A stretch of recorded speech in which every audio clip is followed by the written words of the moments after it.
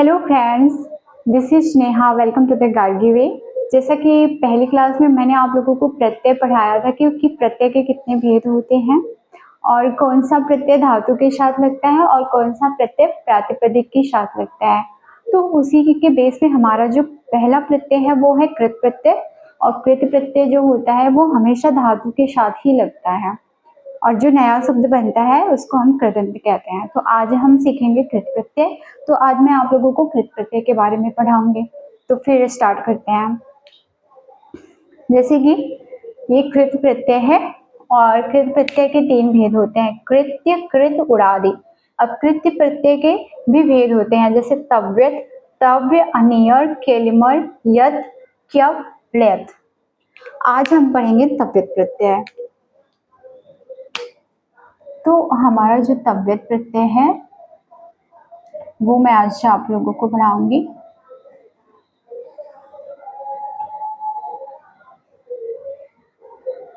अब तव्यत प्रत्यय में क्या है कि जो तव्यत प्रत्यय होता है, जैसे उसका नियम है, पहला नियम है कि यदि धातु के अंतिम में स्वर है तो स्वर का गुण हो जाता है। यदि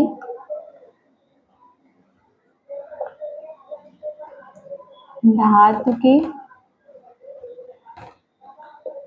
अंत में स्वर है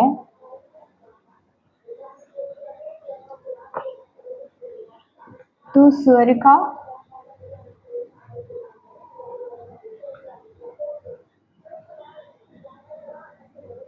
गुण हो जाता है। एक सेकेंड।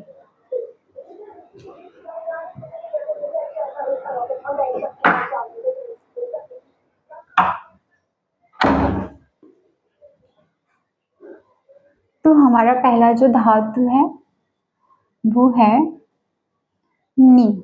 हम नी देखेंगे। नी धातु है, इसके अंत में स्वर है, तो हमारा नियम कहता है यदि धातु के अंतिम में स्वर है तो स्वर का गुण हो जाता है। तो नी प्लस तव्यत बराबर ने का गुण हो जाएगा, तो ये हो जाएगा ने नेतव्य। हमारा सिर्फ तव ही बचेगा। ये जो त है, इस त की इति हो जाती है इति संज्ञक सूत्र से, तो फिर सिर्फ तव्य बचता है, तो ये हो जाएगा नेतव्य। अब जो दूसरा नियम है वो कहता है कि यदि धातु के अंतिम में स्वर नहीं है तो उपधा के ह्रस्व का दीर्घ हो जाता है। जैसे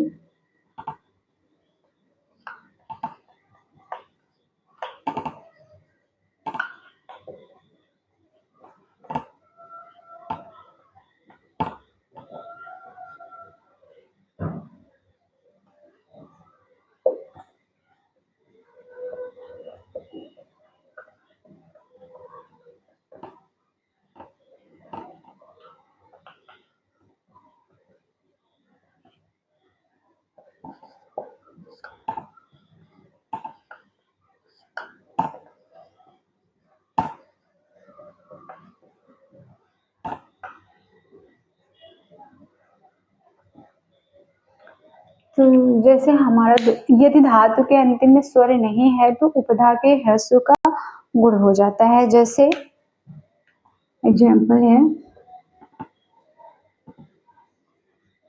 भुज धातु।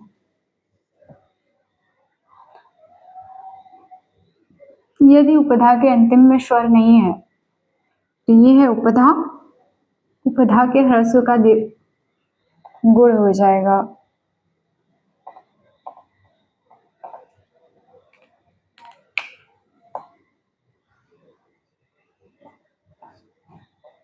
तो ये भू है, इसका तो ये हो जाएगा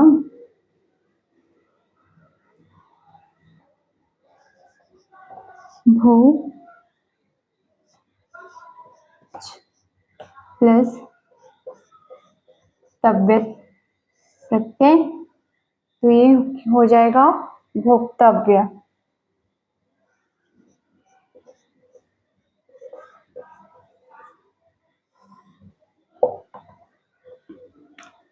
अब तीसरा नियम है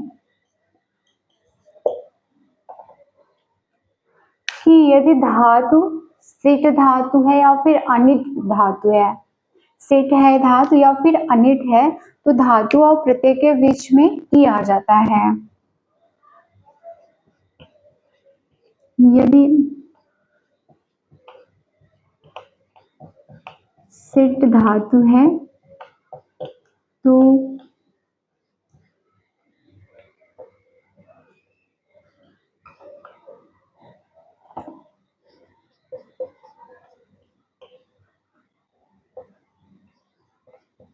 धातु और प्रत्यय के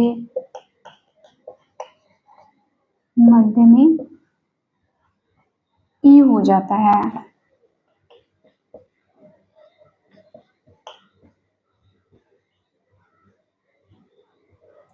और यदि अनिट है, अनिट धातु है तो भी यदि अनिट है तो विकल्प से ही हो जाएगा।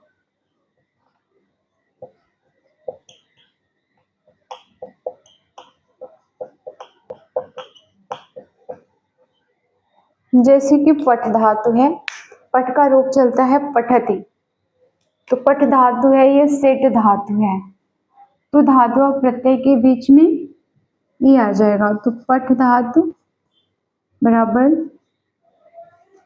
पठ प्लस तव्यत प्रत्यय, ये हो जाएगा पठितव्य।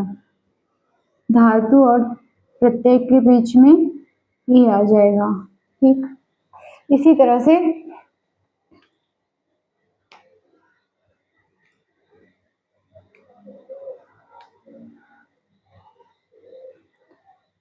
हमारा जो चौथा नियम है,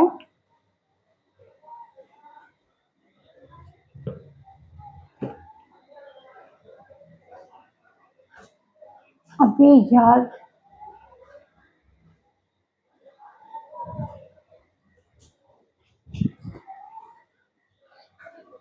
इसी तरह से हमारा जो चौथा नियम है वो ये है कि यदि धातु के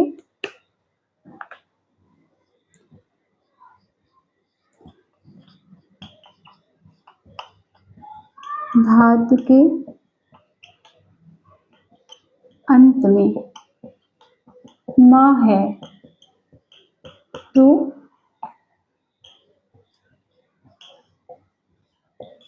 उसके स्थान पर न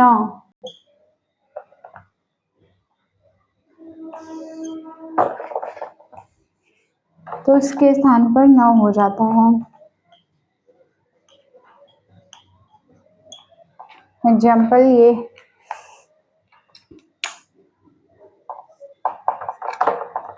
जैसे धातु है गम धातु है, इसके लास्ट में म है, तो गम प्लस तव्यत प्रत्यय, तो ये हो जाएगा गंतव्य। ठीक, गम का गंतव्य हो जाएगा।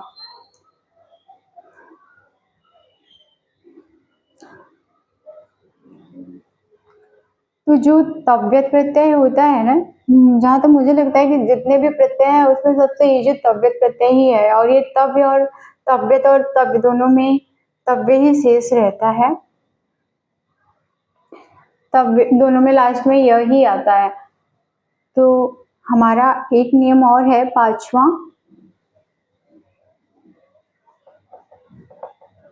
पांचवा नियम ये है कि यदि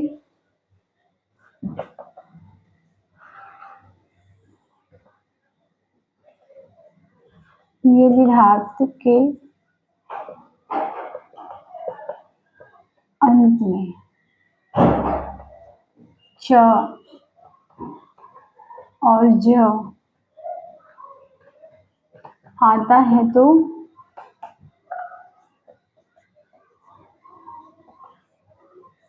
के स्थान पर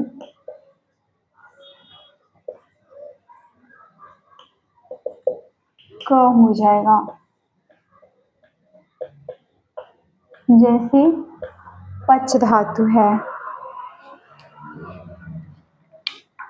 एग्जाम्पल पच धातु है और पच यहाँ पे च है, तो ये हो जाएगा पच प्लस तव्यत प्रत्यय और ये बन जाएगा पक्तव्य। इसका एक सूत्र है, उसी सूत्र से च का क हो जाता है, वो सूत्र है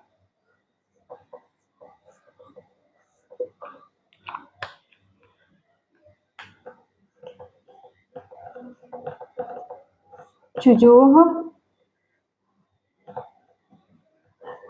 कुघिर्यतो। इस सूत्र से, ये चुजोह कुघिर्यतो सूत्र से च का क हो जाता है।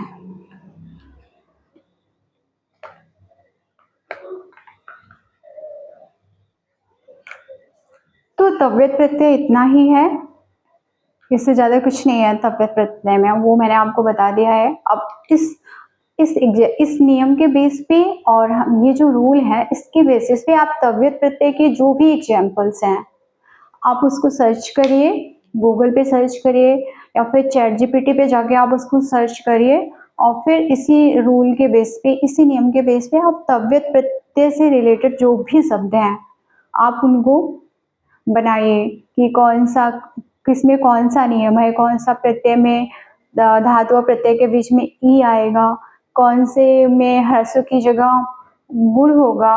तो वो सारे शब्द आप सर्च करिए, फिर उसको तव्यत प्रत्यय में चेंज करिए, ठीक है। और ये क्लास यहीं तक है, फिर हम नेक्स्ट क्लास में मिलेंगे नेक्स्ट प्रत्यय के साथ। हमारा जो अगला प्रत्यय होगा मैं आप लोगों को पढ़ाऊंगी नेक्स्ट क्लास में। तो आज की क्लास आपको कैसी लगी ये आप मुझे कमेंट बॉक्स में बता सकते हैं, और साथ ही साथ चैनल को सब्सक्राइब करना तो बिल्कुल मत भूलिएगा, ताकि हम नेक्स्ट क्लास में फिर से आप लोगों को एक नए दूसरे प्रत्यय के साथ फिर से आप लोगों को क्लास दूँ यहाँ पे। तो फिर नेक्स्ट क्लास में मिलते हैं, तब तक के लिए थैंक यू, बाय।